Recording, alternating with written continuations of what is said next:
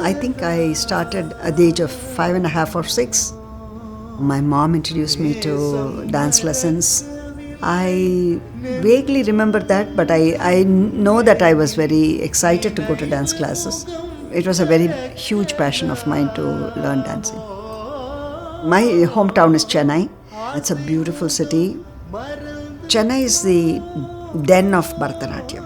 It's one of the 7 classical dance forms of India.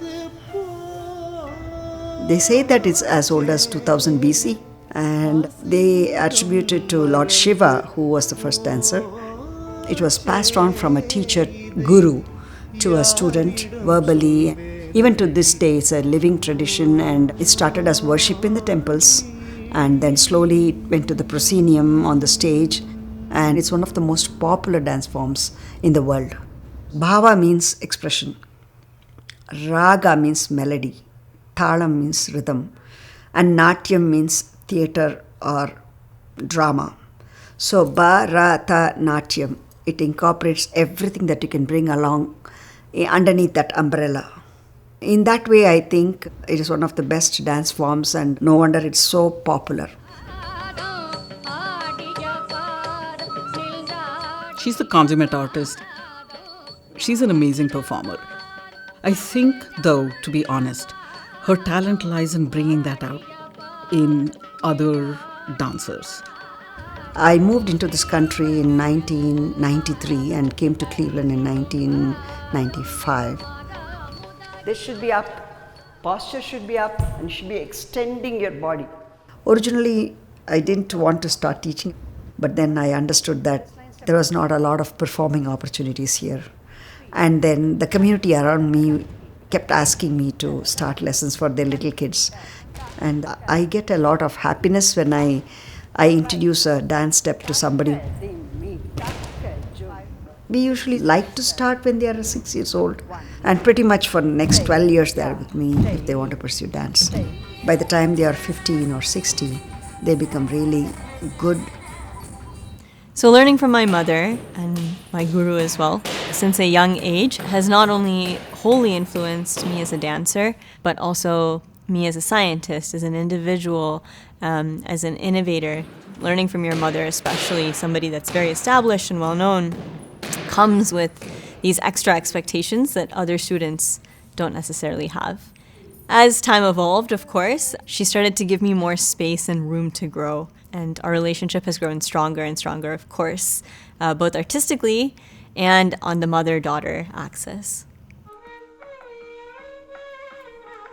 The way I dress, the way I wear, all this is not just for dance. It's a way of life that I carry on even in my everyday pursuit of life that comes and integrates itself into the art form.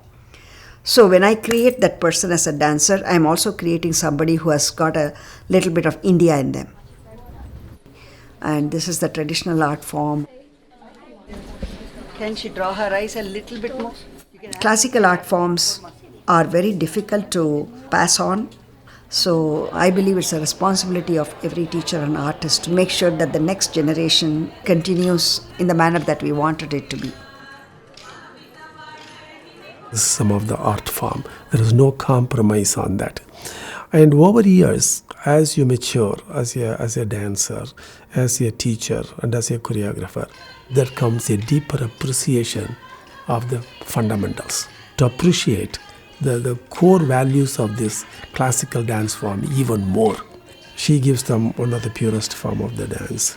And at the same time, she has repeatedly proved you don't have to lighten the classicism to appeal to the people. It not only connects the Indian diaspora and their children to their roots, but it also gives for the wider population a greater understanding and appreciation of an art form, which may be totally different for them. I have unbounded admiration for her. She's a remarkable artist, remarkable human being.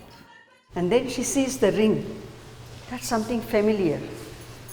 So she takes it, and then she's so happy that she's got it. She clenches that. She's so happy. Dance is about communication. For me personally, there's a joy that I feel when I'm performing, and I want that joy should to be shared. If I'm performing at a school to children, then I try to tell stories and make them very simple and enjoyable so that it ignites their interest to see the dance or to be more inquisitive about the dance. When I'm performing at our own Indian dance festivals, there I am presenting work that is traditional, that will portray the bandwidth and the greatness of the art form. When I am performing at Cleveland Public Theatre or the Cleveland Museum of Art, where I'm commissioned to do work, I have been presenting work that makes people think, that makes people not only take home something from the dance, but also connect to a very socially relevant subject that is happening then. I've been fortunate to be in a place where art is not only given recognition but appreciated, and it has been a very welcoming audience, and everybody is welcome and everybody can share, give and take. That is beautiful. And to be part of an art ecosystem that is very vibrant and that is always growing, and then for me to have shared my art and know that it is welcomed, it's a very big joy for me. And the Ohio Heritage Fellowship Award helped me to be introduced to new people who do not know about Bharatanatyam or do not know about me. And that paved a way to introduce my art. I couldn't be more proud that my guru, Sujatha Srinivasan, has been named as the Ohio Heritage Fellow. It speaks not only to her personal excellence as a performer, but I think more to the fact that she's had such a broad impact on the community around her to show how art can transcend language, religion, cultures. And in that way, I think she's really helped the classical art of Bharatanatyam spread through the community. And I think building that kind of impact really takes a lot of work and foresight.